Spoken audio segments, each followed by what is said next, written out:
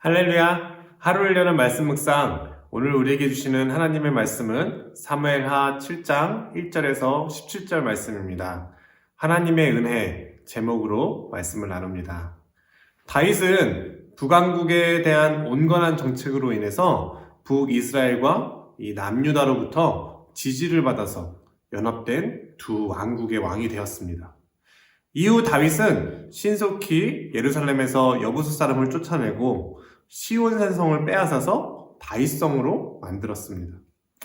그리고 블레셋에게 큰 승리를 거두고 우여곡절이 있었지만 언약궤를 예루살렘으로 옮기는데 성공을 합니다.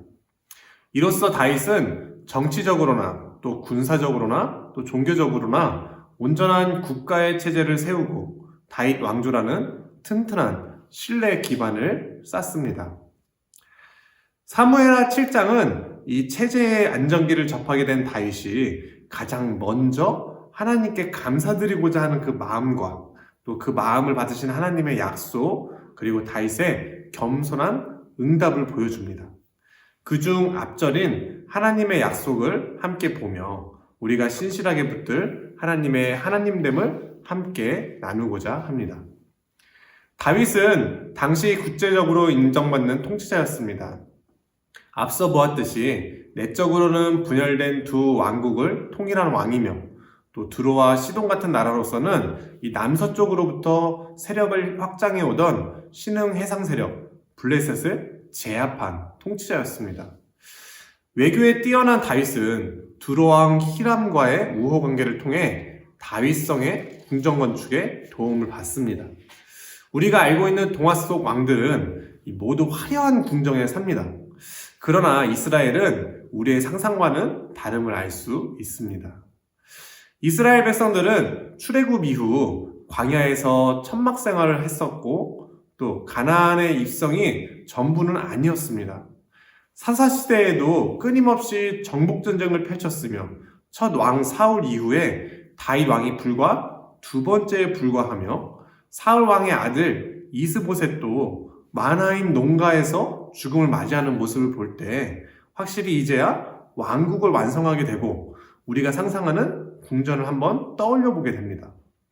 다윗이 궁전을 세웠다는 것은 다시 한번 가나안 입성과 같은 기념비 같은 사건입니다. 이스라엘 백성들의 온전한 가나안 땅 정착기를 의미하는 것이죠.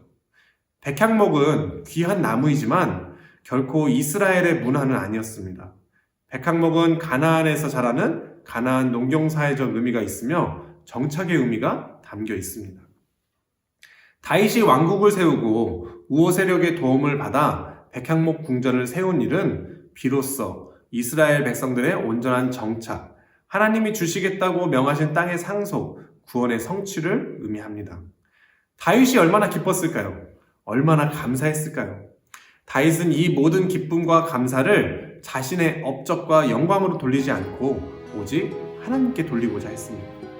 오늘 말씀의 다윗이 백향목 성전을 짓겠다는 말은 나오지 않습니다. 말씀은 나단과 다윗의 대화를 통해 다윗의 이 마음을 표현할 뿐이죠. 나는 백향목 궁전에 있는데 하나님 연합궤를 저 휘장 가운데 있도다. 이것이 못마땅하다, 속상하다, 송구하다, 두렵다, 떨린다. 알 길이 없어요. 그러나 다윗을 너무나도 잘 아시는 하나님이 이 다윗의 그 마음을 대신 말씀하십니다. 마치 훈계하는 듯 보이지만 깊은 이면에 하나님의 말씀이 이렇게 들립니다.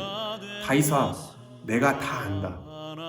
너가 나를 위해 내가 살 집을 건축하고 싶어 하는구나. 내가 그러고자 한 것인데 너에게 무슨 근심이 있니? 너는 잠잠하라. 가만히 있어라. 지금까지처럼 나 여호와 하나님의 임재만 구하라.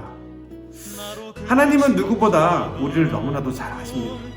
하나님이 아시는 것은 궁전과 같은 안정된 삶에서 그 마음뿐만 아니라 함께 하신 역경과 고난과 힘든 가운데 우리의 마음까지도 모두 아시고 함께 하십니다. 지금은 우리가 다윗과 같이 온전한 중심을 드릴 때입니다.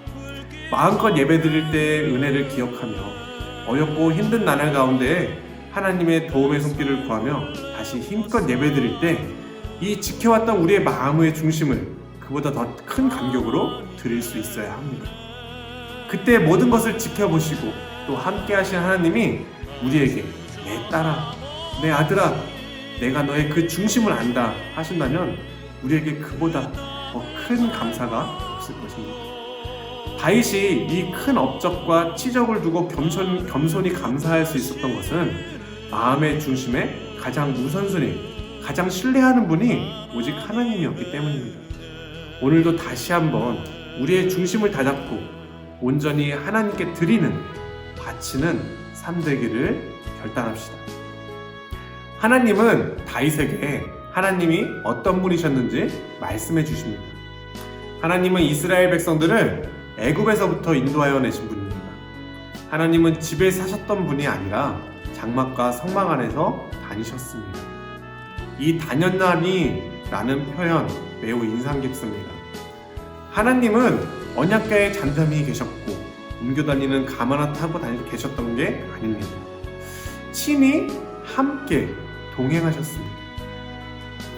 하나님은 나를 위하여 백향목집을 건축하지 아니하였느냐 타박한 적이 없다 하십니다. 염려하지 말라라는 것이죠. 또 하나님은 다윗의 신분을 낱낱이 밝혀주십니다. 내가 너를 목장 곧 양을 따를 때에 대해서 데려다가 내 백성 이스라엘의 주권자로 삼고, 물론 다윗이 비친하고 출중했지만 사울은 안 비친하고 안 출중해서 폐위된 것이 아닙니다. 다윗이 하나님의 마음에 합한 자였고 다윗을 하나님께서 받으시고 지켜주시고 또 능력 주셨기 때문에 왕이 될 수 있었던 것입니다. 이새의 아들 다윗, 목동, 변두리 촌놈, 양이다 치던 자가 바로 다윗입니다. 그랬던 다윗이 광야에서 유랑하던 그 다윗이 궁전에서 살게 하신 일은 평안 중에 평안입니다. 이 평안은 극과 극에서 오는 절대적 평안입니다. 다윗의 마음을 받으신 하나님의 축복은 9절에서 강하게 드러납니다. 내가 가는 모든 곳에서 내가 너와 함께 있어 내 모든 원수를 내 앞에서 멸하였은즉 땅에서 위대한 자들의 이름같이 내 이름을 위대하게 만들어 주리라. 세 가지 축복을 주십니다. 첫 번째, 임마누엘 함께 하시는 축복. 두 번째, 대적을 멸하시고 승리케 하시는 축복. 세 번째, 이름을 위대하게 영광되게 하시는 축복입니다. 그리고 이어지는 축복 속에서 영원할 수 없는 다윗의 생명이기에 그 후손과 집안을 통한 축복을 약속해 주십니다. 결국 이 영원한 약속은 예수님을 통해서 우리에게까지 이루어졌습니다. 다윗에게 주신 세 가지 축복이 우리에게는 어떻게 주어질까요?